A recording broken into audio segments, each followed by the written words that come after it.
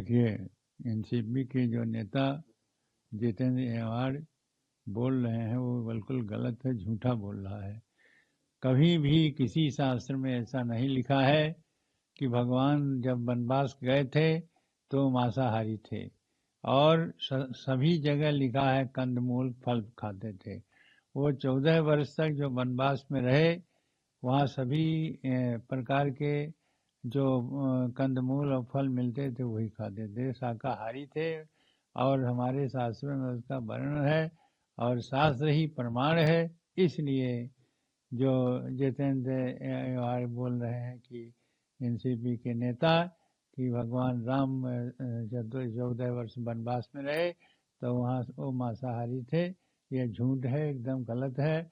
और इसे झूठे आदमी को हमारे प्रभु के अपमान करने का और उनके करने का कोई अधिकार नहीं है, क्योंकि भगवान सबके हैं। लेकिन सबके होते हुए उनके खान पान के विषय में जो बोल रहा है यह झूठ बोल रहा है, एकदम असत्य है। सदा भगवान हमारे शाकाहारी थे और शाकाहारी के साथ साथ कंदमूल खाते थे। इसलिए ऐसा कहना गलत है और झूठा है। ये निंदनीय भाषा बोल रहा है, हमारे प्रभु को बदनाम करने की जो भाषा बोला वो है बहुत ही निंदनीय है, बहुत ही निकृष्ट यह विचार है। इसलिए इसकी जितनी घोर निंदा किया यह कम है। और मैं सभी से बोल देता हूँ कि किसी भी व्यक्ति भगवान राम को झूठा मांसाहारी न बनावे। वो सदा शाकाहारी थे और शाकाहारी के ही रूप में उनका जीवन बीता है। इसलिए ऐसे प्रभु को मांसाहारी कहना गलत है, झूठा है और एकदम असत्य है।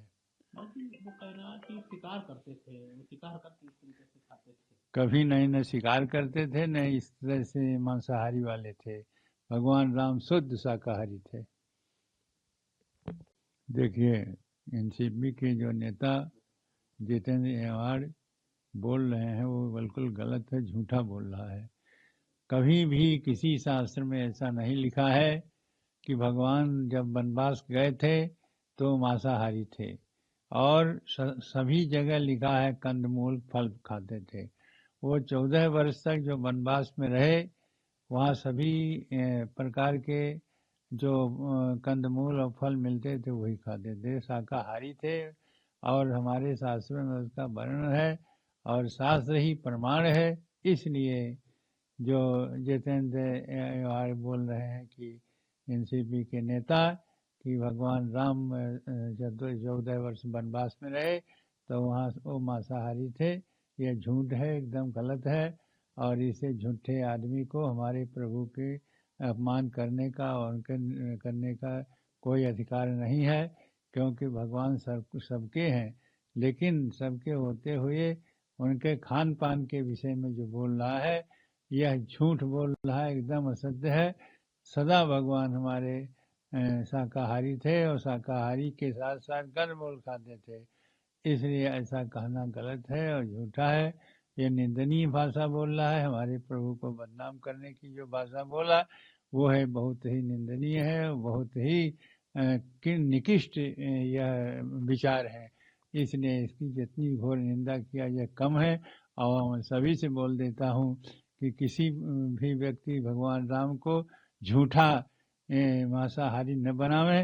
वो सदा शाकाहारी थे और शाकाहारी के ही रूप में उनका जीवन बीता है। इसलिए ऐसे प्रभु को मांसाहारी कहना गलत है, झूठा है और एकदम असत्य है।